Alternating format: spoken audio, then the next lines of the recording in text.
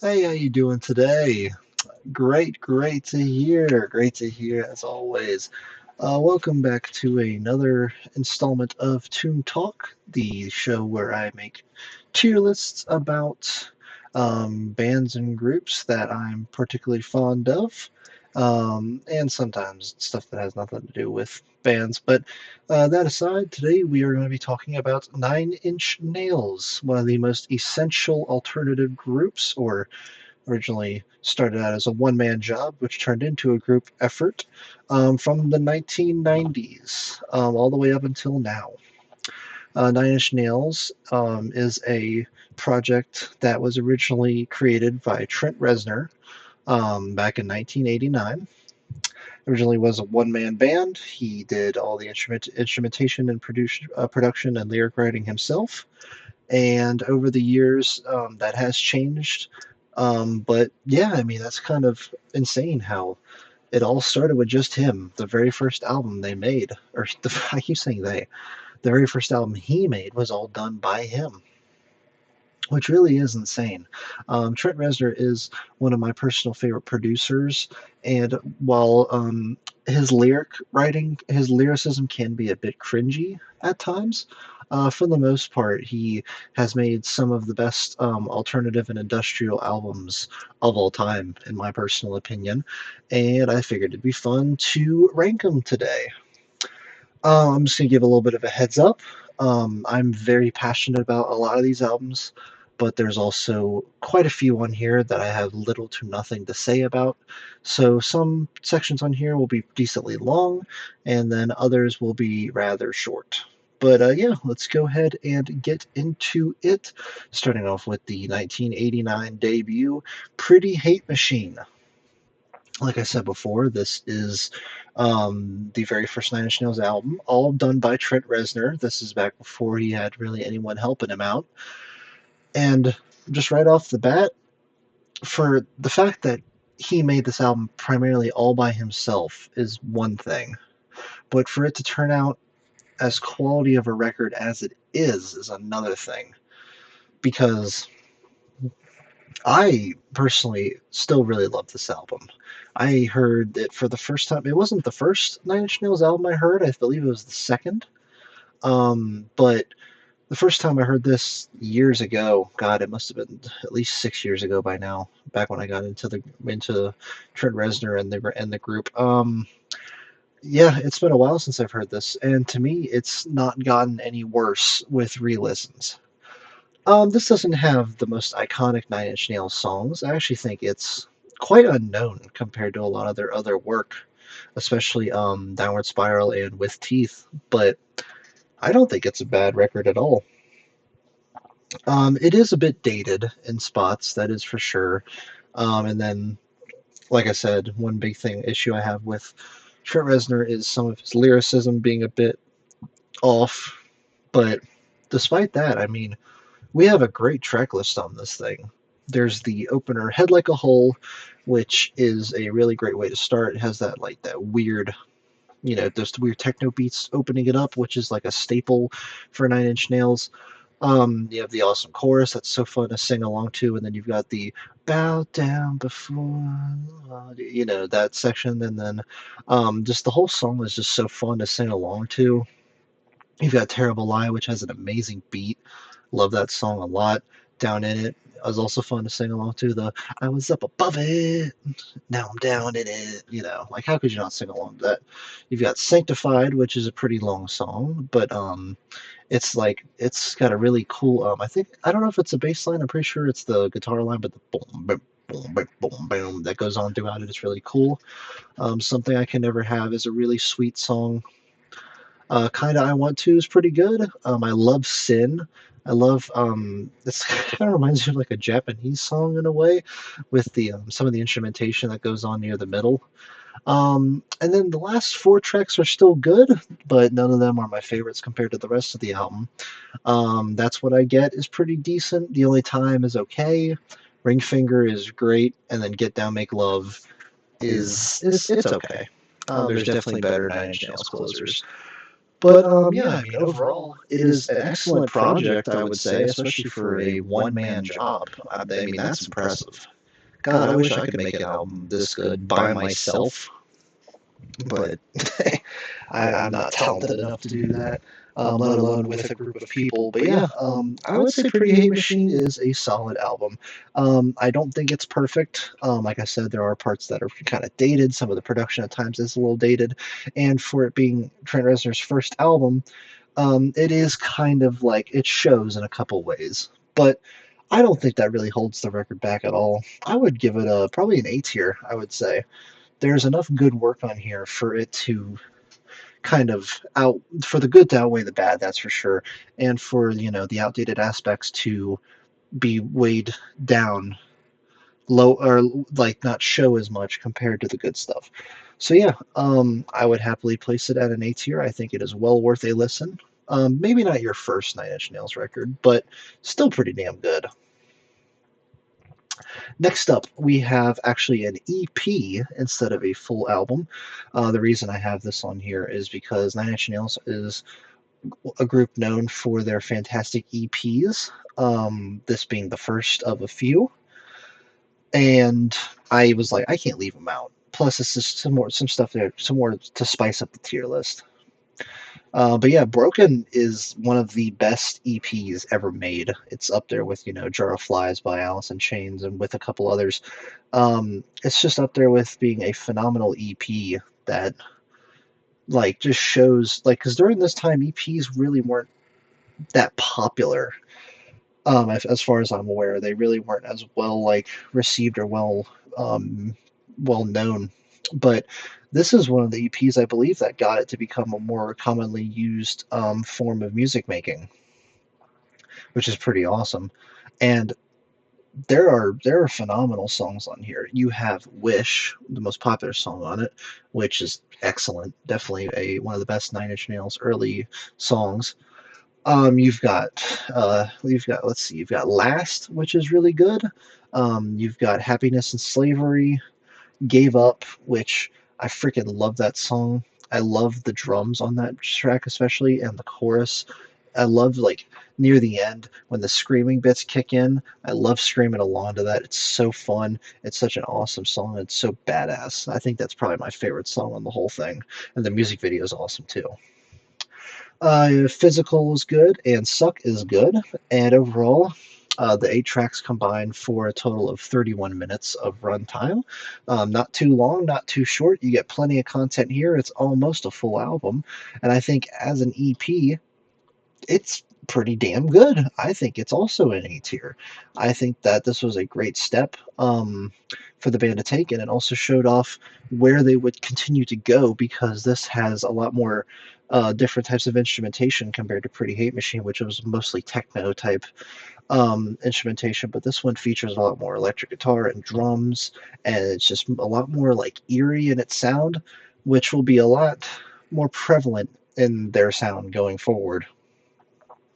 Which, speaking of which, next up from 1994, the second studio album is the Downward Spiral, which, I mean, it's excellent in my opinion. I think that this album has aged like a fine wine. The concept of the album is excellent. The instrumentation, the vocals from Trent, just everything about it has aged like almost perfectly. The only thing is some of the lyrics yet again can be a bit like on the nose at sometimes and a little questionable. But I mean, for the most part, this thing is phenomenal. There's really no complaints from me.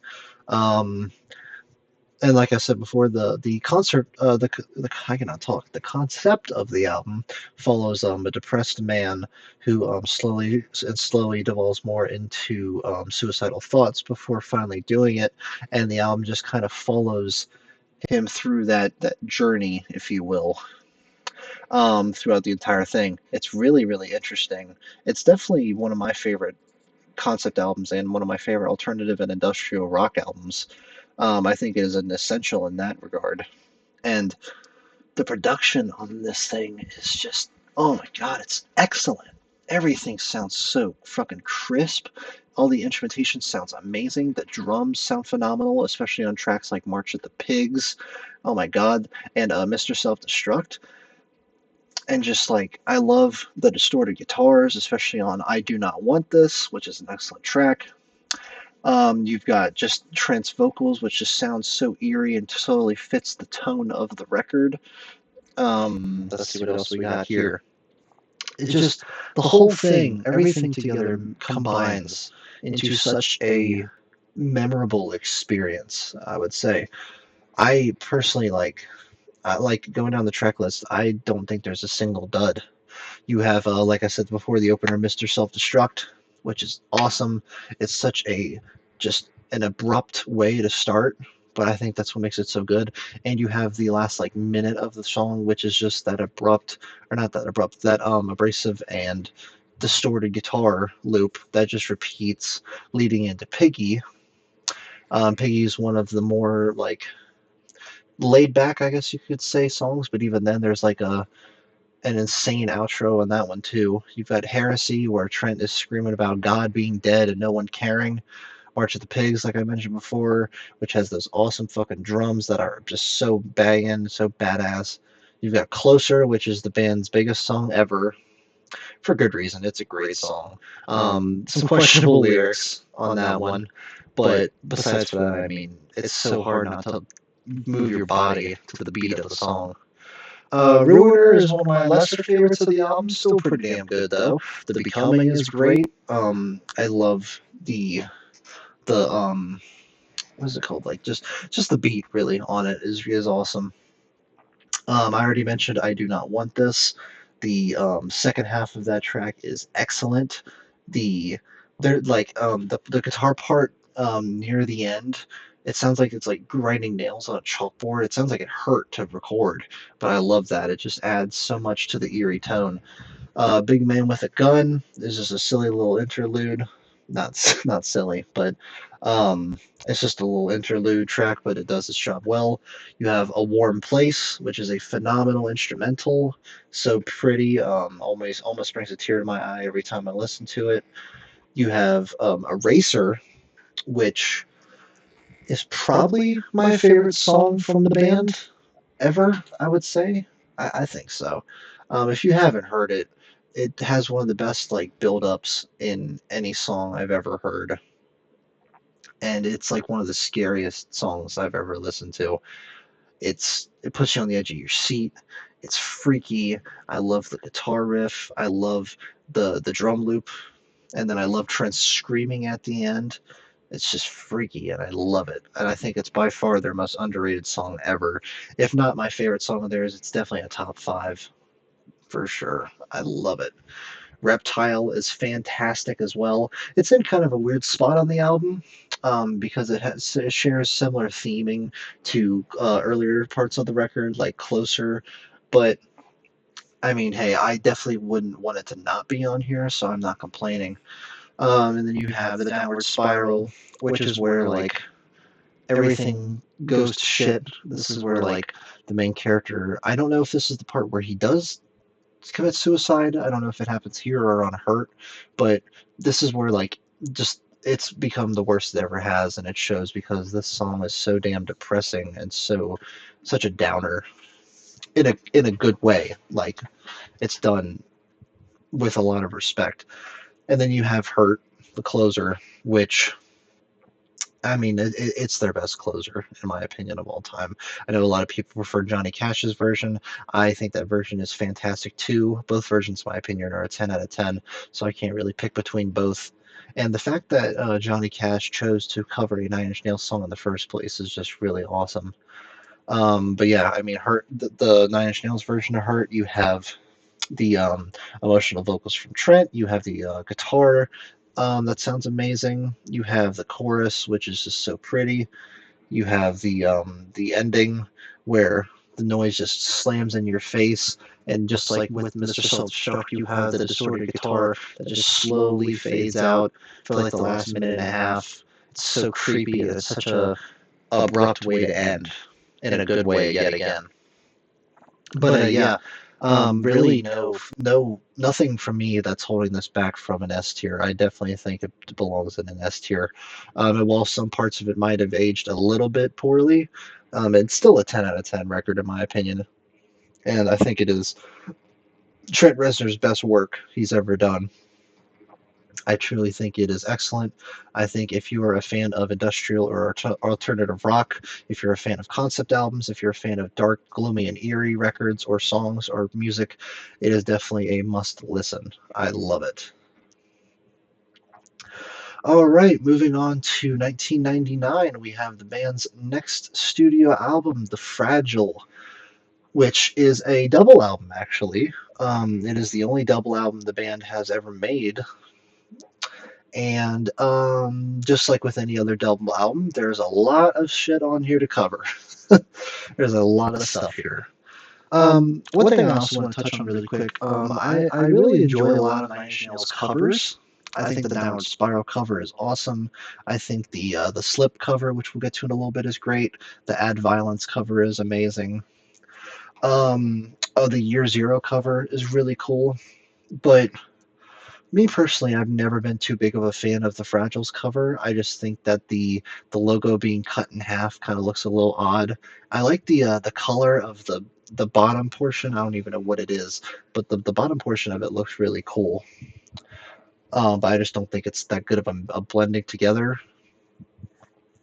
But hey, I mean, the cover aside, there are tons of good songs on here. And I think this is kind of meant to be a continuation of the Downward Spiral a little bit in terms of like lyrical themes and stuff like that. I don't think it's a direct continuation, but there's definitely some similarities on here.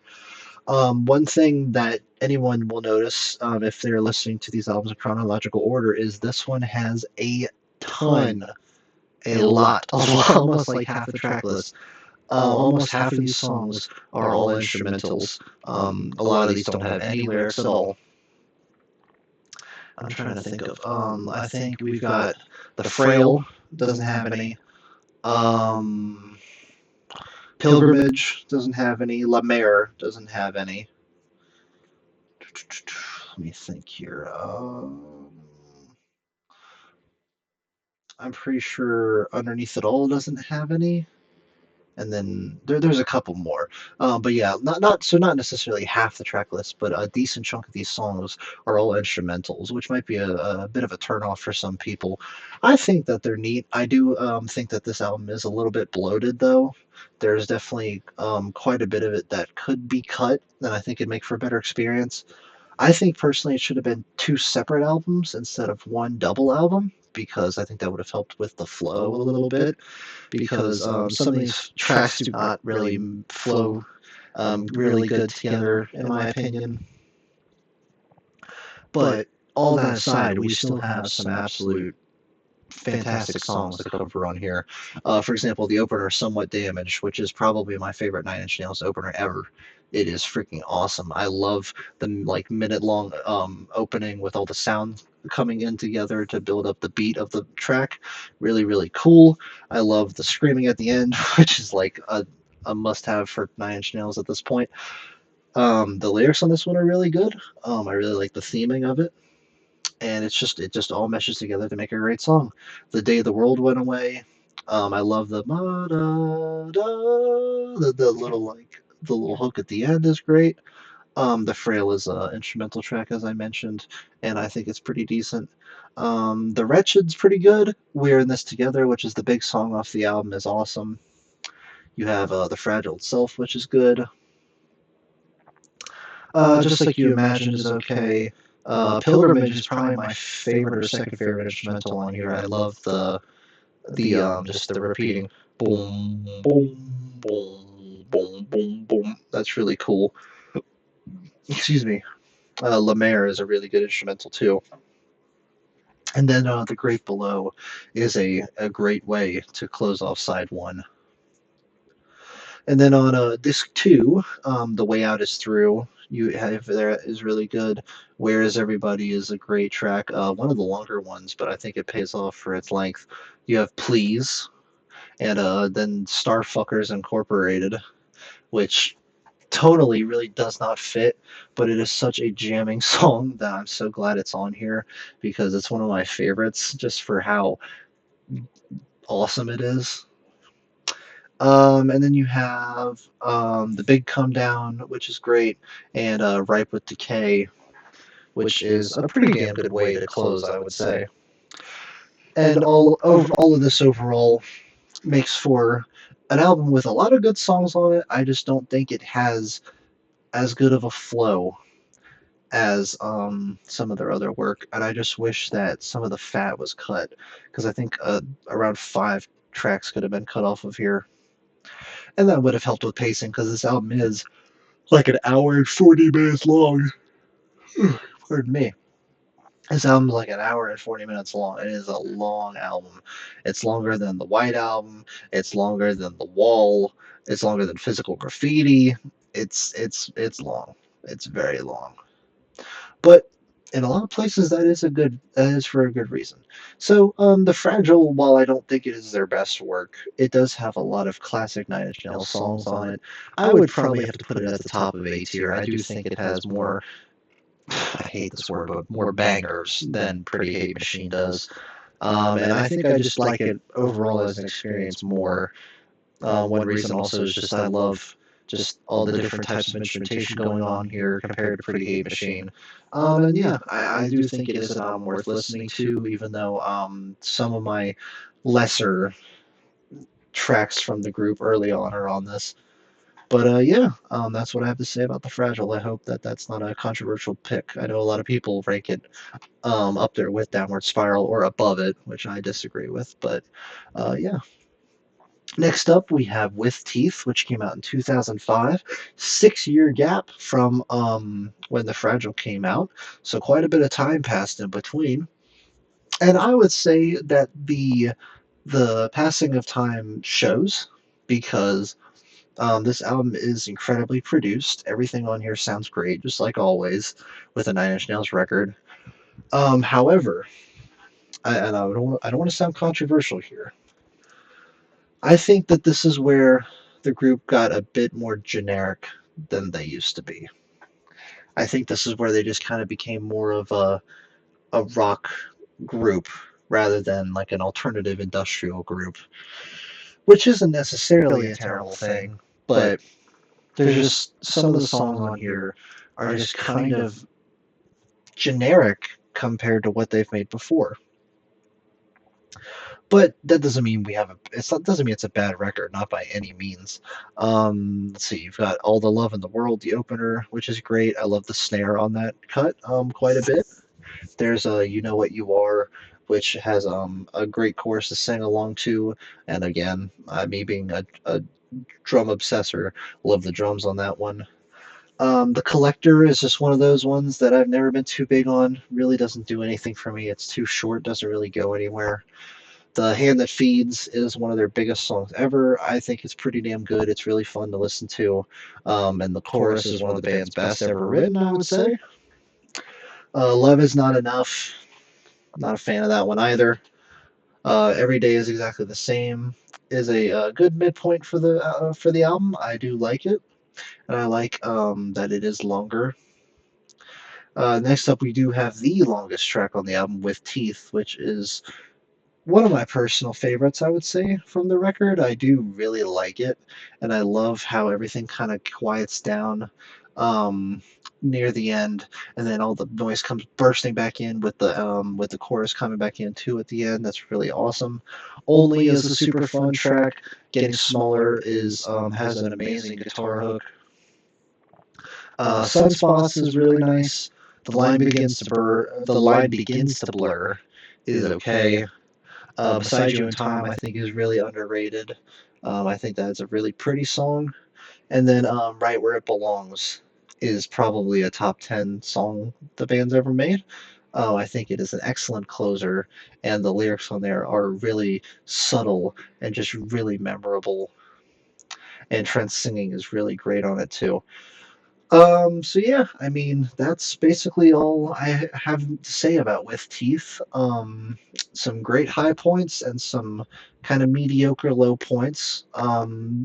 There's only a couple of tracks on here that I think are mediocre, but I don't think they drag the album down as a whole, and I still don't think it's a bad record by any means. I would probably put it as a not a C tier, probably a B. I would say. I think that there is more good than bad, which is why it's not a C. But there's quite a few cuts on here that I don't revisit as much as I would hope to, compared to some of their other albums. Next up, 2 years later, we have Year Zero, this little guy right here. And I'm going to be completely honest, I can't tell you the last time I listened to this front to back. It's been a while. Um, I will admit that to me personally, a lot of the stuff on here is a little bit similar and not in a good way. I think some of these tracks just they blend in together with each other way too much. Also, excuse me, God, I gotta go to bed. Also, this album is over an hour long with 16 cuts, and while I think that works with an album like The Downward Spiral, I don't think it works here because there's no real like thematic cohesion going on, and I just don't think the songs are as memorable. Especially the B side, in my opinion. Besides for I think like two standouts, I think that the A side knocks the B side out of the water.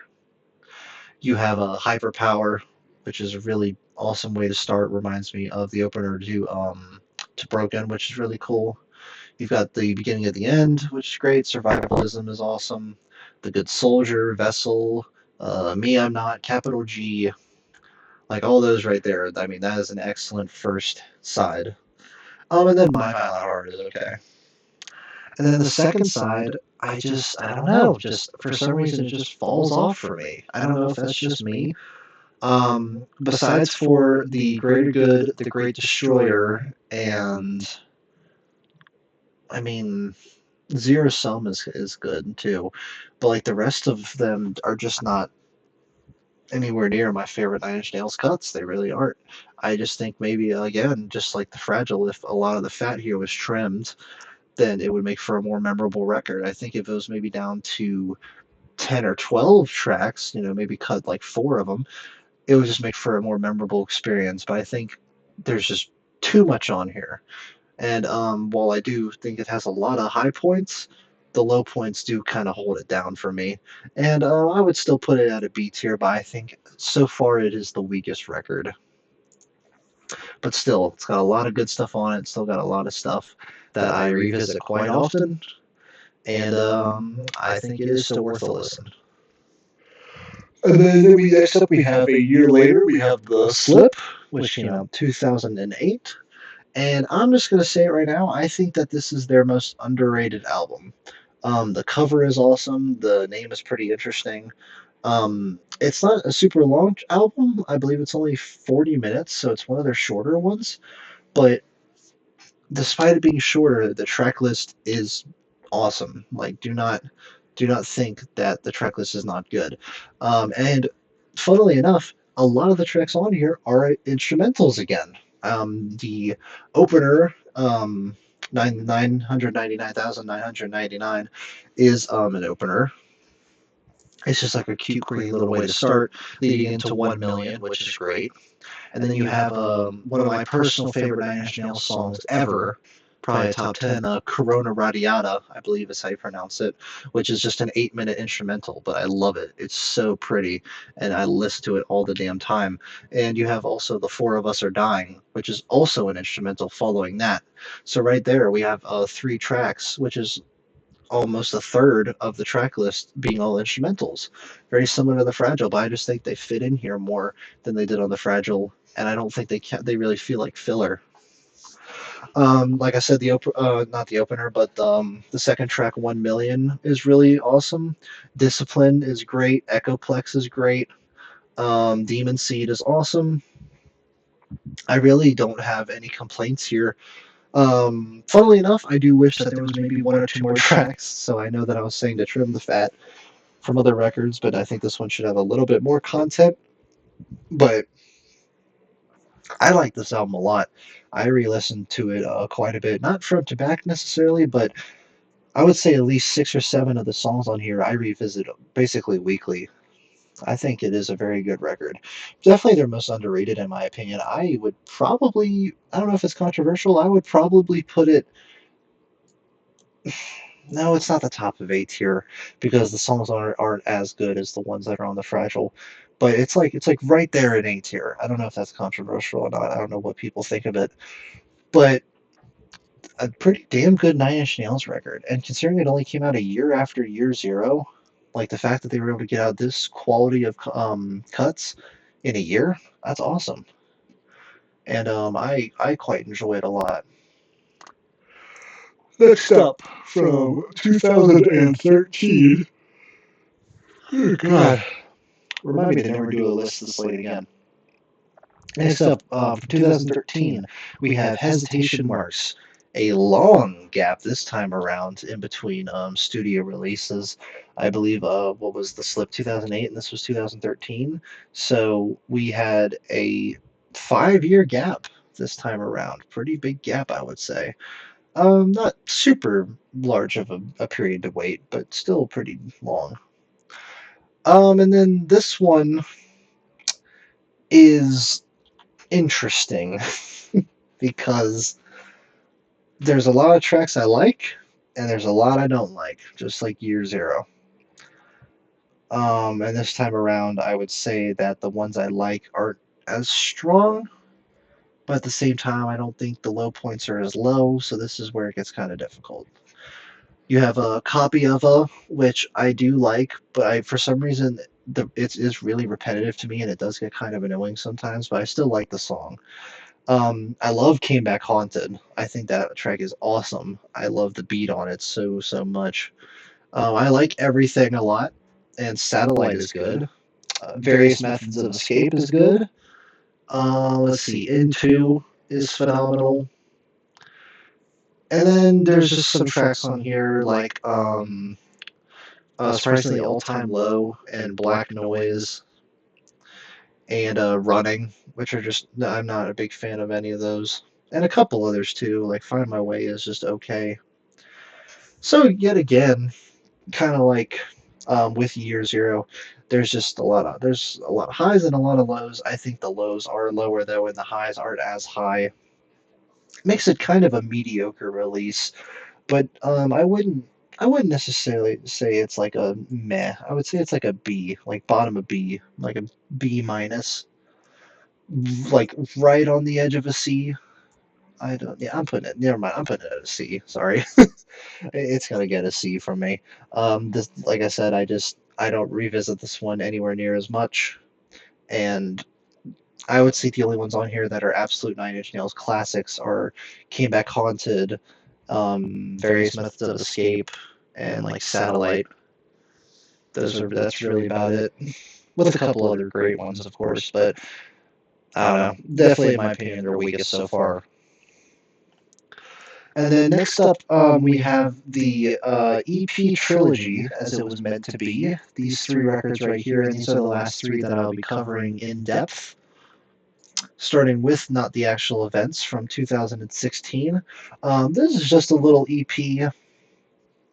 And originally, Trent Reznor wanted to make an EP trilogy. However, the last one right here, Bad Witch, apparently became a full record, like a full studio album.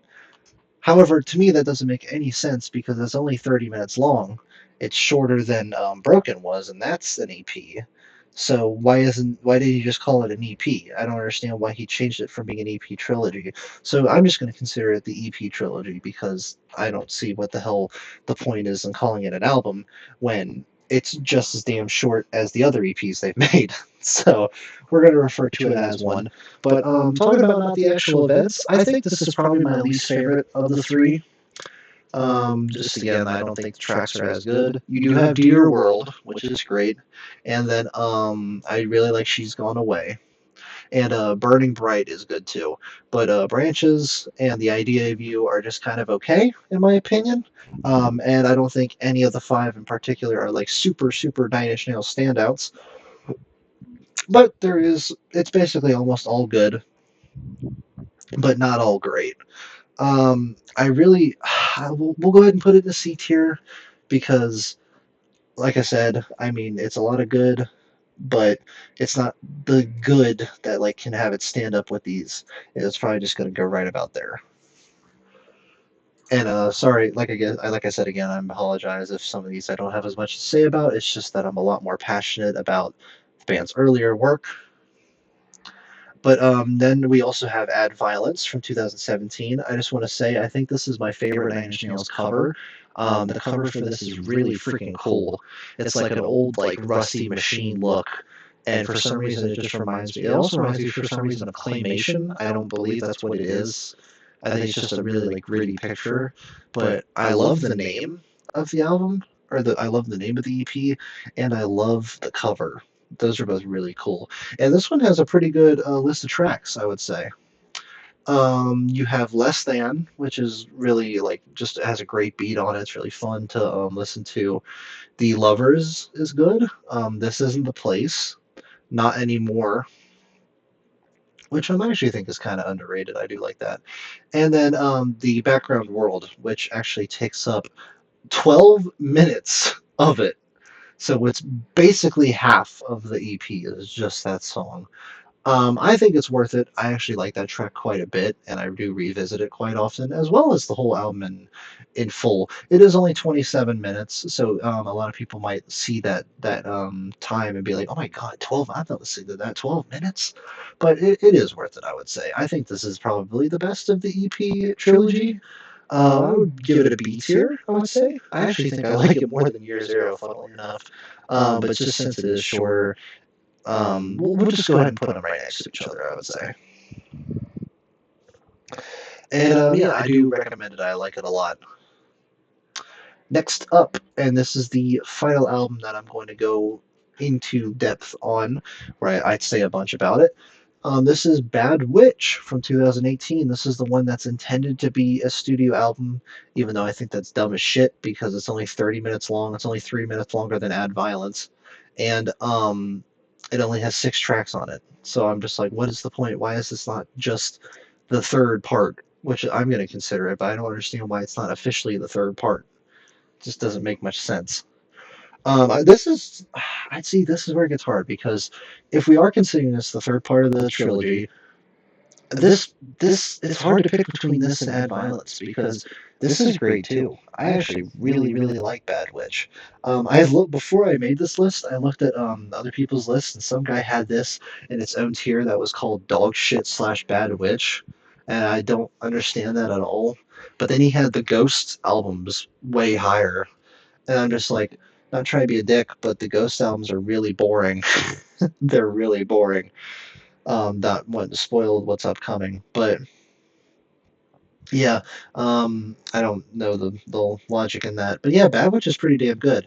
I really like Shit Mirror, as silly as the name is, and Ahead of Ourselves and Play the Goddamn Part are good, but my personal favorites are the last 2 tracks, I'm Not From This World and Over and Out. I think those tracks are excellent. I love that they're longer. I think that they are well worth their length, and I recommend those 2 tracks a lot. And I think that the production of this is really damn good too. This one reminds me a lot of Pretty Hate Machine. And just for it being like that, I would 100% put this in the B tier, like right next to Add Violence. Again, it is only like an EP. It is shorter, and I think that there's no, you know, tracks on here that are going to make a top 10. But as a shorter listen, I do think it is like pretty good quality. I do like it quite a bit, and I think it sits pretty good in the B tier. All right. Well, I kind of spoiled it earlier, but now we're going to get into the Ghosts projects, which I'm going to be honest, I don't remember anything about these projects. I just remember them being so goddamn boring that I don't even remember if I got through them or not. I'm pretty sure I did. And no offense to anyone who likes these projects. That's perfectly fine. You do you. That's the wonder of music is we all like different things. But just for me personally, I it's just it's not I guess it's just not for me. It's really not. I just find this to not really have that Nine Inch Nails style, and I know it's supposed to be a different thing for them, but I like when they're different in a way to where it doesn't sound like them at all. Or I like them in a way where it doesn't sound like they're just trying to be something that they're not, which to me, which in my opinion, these are. And I just am not a fan. Not a fan at all. I never revisit them. I know this might be controversial. I'll put them all in the D. I just, for me personally, I really don't even think they should be on the list. I don't think they should count. They should kind of be their own separate thing. But they're on here, so we're going to rank them as such. But with that being said, I think that is going to conclude the Nine Inch Nails tier list we have going on today. So, just kind of a quick recap. I love Nine Inch Nails. I listen to them all the time. I would probably say that they are a top 15 group for me.